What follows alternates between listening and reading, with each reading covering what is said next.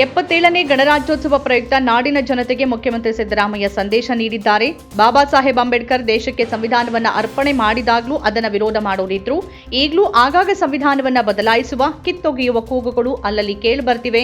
ಆದರೆ ಇದು ಸುಲಭದ ಕೆಲಸ ಅಲ್ಲ ಅಂತ ಅರ್ಥ ಮಾಡಿಕೊಂಡವರು ಅದನ್ನು ನಿಧಾನವಾಗಿ ದುರ್ಬಲಗೊಳಿಸುವ ಪ್ರಯತ್ನದಲ್ಲಿದ್ದಾರೆ ಎಂದ ಮುಖ್ಯಮಂತ್ರಿ ಸಿದ್ದರಾಮಯ್ಯ. ಪ್ರವಾಸಿಗರನ್ನ ವಿಹಾರಕ್ಕೆ ಕರೆದೊಯ್ತಾ ಇದ್ದ ದೋಣಿಯೊಂದು ಸಮುದ್ರದಲ್ಲಿ ಪಲ್ಟಿಯಾದ ಪರಿಣಾಮ ಇಬ್ಬರಿಗೆ ಗಂಭೀರ ಗಾಯ, ಹಲವು ಮಂದಿ ಅಸ್ವಸ್ಥಗೊಂಡಿರುವ ಘಟನೆ ಸೋಮವಾರ ಬೆಳಗ್ಗೆ ಮಲ್ಪೆ ಕೋಡಿಬೆಂಗರೆ ಬೀಚ್ ಸಮೀಪ ನಡೆದಿದೆ. ರೆಸಾರ್ಟ್ನಲ್ಲಿ ಉಳಿದಿದ್ದ ಪ್ರವಾಸಿಗರನ್ನ ವಿಹಾರಕ್ಕೆ ಅಂತ ದೋಣಿಯಲ್ಲಿ ಸಮುದ್ರಕ್ಕೆ ಕರ್ಕೊಂಡು ಹೋಗಲಾಗಿತ್ತು. ಇದರಲ್ಲಿ ಸುಮಾರು 10 ಮಂದಿ ಪ್ರವಾಸಿಗರಿದ್ರು. ಇವರು ಯಾರೂ ಕೂಡ ಲೈಫ್ ಜಾಕೆಟ್ ಧರಿಸಿಲ್ಲ ಅಂತ ತಿಳಿದು ಬಂದಿದೆ. ಕೇರಳದ ಕಣ್ಣೂರಿನಲ್ಲಿ ನಡೆದ ಗಣರಾಜ್ಯೋತ್ಸವ ಸಮಾರಂಭದಲ್ಲಿ ಮಾತನಾಡ್ತಾ ಇದ್ದಾಗ ಸಚಿವ ಕಡನ್ನಪಳ್ಳಿ ರಾಮಚಂದ್ರನ್ ಅಸ್ವಸ್ಥರಾಗಿ ಕುಸಿದು ಬಿದ್ದಿದ್ದು ಅವರನ್ನು ತಕ್ಷಣ ಆಸ್ಪತ್ರೆಗೆ ಸೇರಿಸಲಾಗಿದೆ. ಸಚಿವರು ಪರೇಡ್ ಮೈದಾನದಲ್ಲಿ ರಾಷ್ಟ್ರ ಧ್ವಜವನ್ನ ಹಾರಿಸಿ ಉದ್ಘಾಟನಾ ಭಾಷಣ ಮಾಡ್ತಾ ಇದ್ದಾಗ ಇದ್ದಕ್ಕಿದ್ದಂತೆ ಕುಸಿದು ಬಿದ್ದಿದ್ದಾರೆ. ಸ್ಥಳದಲ್ಲಿದ್ದ ಭದ್ರತಾ ಸಿಬ್ಬಂದಿ ಮತ್ತು ಅಧಿಕಾರಿಗಳು ಅವರನ್ನು ತಕ್ಷಣ ಆಂಬ್ಯುಲೆನ್ಸ್ನಲ್ಲಿ ಆಸ್ಪತ್ರೆಗೆ ಕರೆದೊಯ್ದಿದ್ದಾರೆ.